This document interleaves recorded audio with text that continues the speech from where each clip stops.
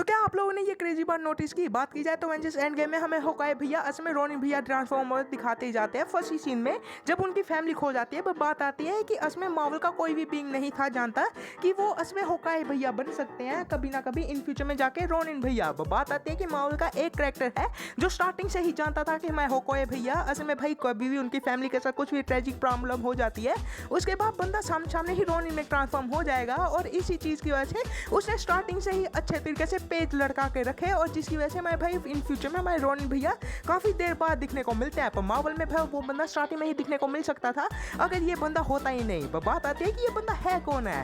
बात करूं मैं तो अगर आप लोग भाई जानते नहीं है, सबसे फर्स्ट बात मैं आप लोगों को सामने मना कर दूं कि आप लोग सोच रहे होंगे कि नताशा होगी। नहीं भैया, नताशा नहीं है। आप लोग सोच रहे होंगे कि असली में हो सकते हैं हमारी होकाई की वाइफ ही हो जाए, पर वो भी नहीं है। मार्वल में एक ऐसा कैरेक्टर आता है जो भाई असल में स्टार्टिंग से ही होकाई के साथ जुड़ा हुआ है बट मार्वल ने इस चीज़ के बारे में दिखाया ही नहीं है।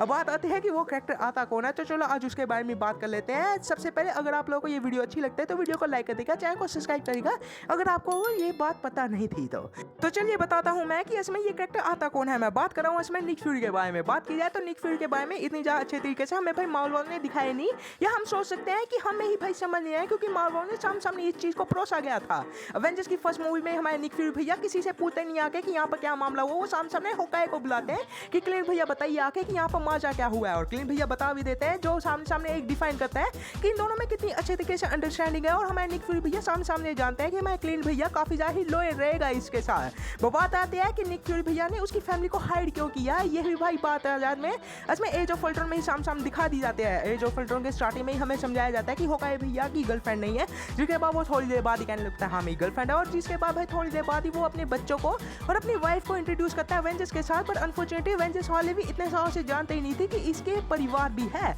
जो काफ़ी ज़्यादा इंटरेस्टिंग था। और ये चीज़ को छुपाने वाले इसमें हमारे निक फ्यूरी भैया ही आते हैं। बात की जाए तो निक फ्यूरी भैया स्टार्टिंग से ही असमें इसकी बैक स्टोरी का पूरी की पूरी अच्छे तरीके से जानते थे।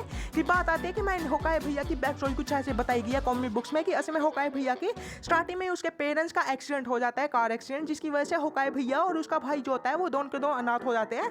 जिसके बाद इन फ्यूचर में वो दोनों एक भाई सर्कल ज्वाइन करते हैं और उसके बाद भाई क्रिमिनल का काम करना स्टार्ट करते हैं। जिसके बाद हमारे निक फ्यूरी भैया मिलते हैं और निक फ्यूरी भैया इसको अपनी तरफ ले लेते हैं।